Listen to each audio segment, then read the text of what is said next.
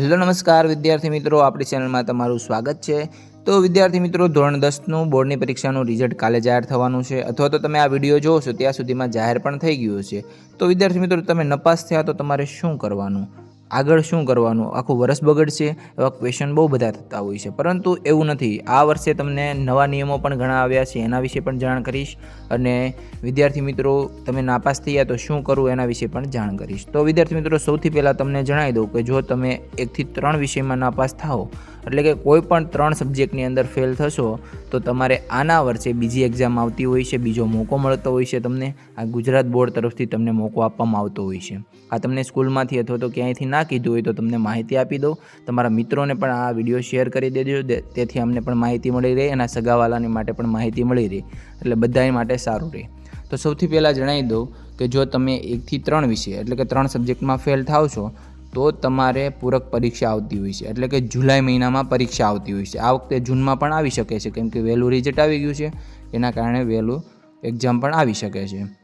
તો વિદ્યાર્થી મિત્રો, આ જૂન મહિનાની પરીક્ષા અથવા તો જુલાઈ મહિનાની પરીક્ષા અથવા તો પૂરક પરીક્ષા એટલે શું, આ બધી એક જ છે, એને આપણે પૂરક પરીક્ષા તરીકે જ આગળ વાત કરીશું। તો આ પૂરક પરીક્ષા શું હોય, તો જે વિદ્યાર્થીઓ 3 વિષયમાં ફેલ થાય છે એવા વિદ્યાર્થીઓ માટે બોર્ડ તરફથી પૂરક પરીક્ષા આપવામાં આવે છે અને એક મોકો આપવામાં આવે છે। તો હવે આ પૂરક પરીક્ષામાં તમારે શું કરવાનું હોય, એના માટે તમારે ફોર્મ ભરવાનું હોય છે। જ્યારે બોર્ડ આપણને માહિતી આપે ત્યાર પછી તમારે ફોર્મ ભરી દેવાનું હોય છે। જો તમે સ્કૂલમાંથી એક્ઝામ આપી હોય, મતલબ કે સ્કૂલમાં તમે એડમિશન લઈને એક્ઝામ આપી હોય, તો તમારી સ્કૂલમાં તમને ફોર્મ ભરવામાં આવશે, એટલે કે તમારું ફોર્મ ભરી દેવામાં આવશે। અને જે વિદ્યાર્થીઓ એક્સટર્નલમાં હોય કે પછી રિપીટર વિદ્યાર્થીઓ હોય, એના માટે આપણે આગળ માહિતી આપીશું। એને પણ જો કોઈ પણ સ્કૂલમાંથી ફોર્મ ભરી દે તો સારી વાત છે, અને ના ભરે તો આપણે એની માહિતી પણ આગળ આપશું। હવે આ પૂરક પરીક્ષા ક્યારે હોય એ આપણે તમને જણાવી દીધું, જૂન જુલાઈમાં હોય, અને જે રીતે તમે આ પરીક્ષા આપી છે એ જ રીતે એક્ઝામ હોય છે, પરંતુ એના સેન્ટર અલગ હોય છે, તે બોર્ડ નક્કી કરે છે। એ જ જગ્યાએ તમારે એક્ઝામ આપવા જવાની હોય છે। અને પેપરમાં શું પૂછાય, તો પેપરમાં જે વિદ્યાર્થીઓ તમે આગલા વર્ષે ભણ્યા છો, મતલબ કે અત્યારે માર્ચ મહિનામાં એક્ઝામ આપી છે, એ જ રીતે તમારું પેપર પૂછાતું હોય છે। એ જ રીતે એનું એ જ ના પૂછાય, એવું જ પૂછાય, મતલબ એ રીતે આખું ફોર્મેટ એ જ હોય છે એમ। પછી વિદ્યાર્થી મિત્રો, જો તમે પાસ થઈ ગયા તો આના વર્ષે આગળ એડમિશન તમને મળી જાય છે, એટલે તમારું વર્ષ બગડતું નથી।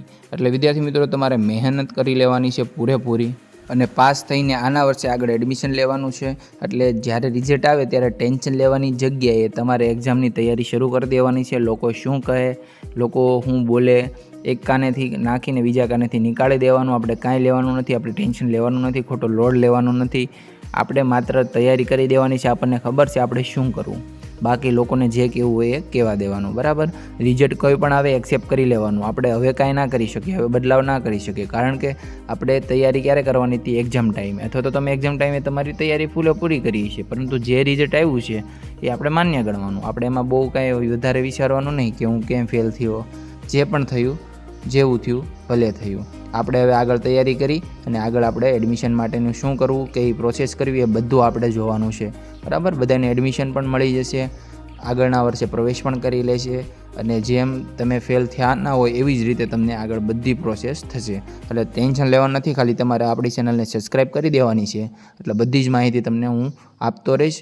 અને તમારે પૂરક પરીક્ષામાં ફોર્મ કેવી રીતે ભરવું, પછી કઈ રીતે હોલ ટિકિટ ને બધી જ અપડેટ તમને આ ચેનલની અંદર મળી રહેશે। વારંવાર વિડીયો બનાવશું, કોઈ પણ ક્વેશ્ચન હોય તો કોમેન્ટ કરી દેજો, અને વિડીયો સારો લાગે તો વિડીયોને લાઇક કરી દો, ચેનલને સબસ્ક્રાઈબ કરીને બેલ આઇકન તો દબાવવાનું જ છે।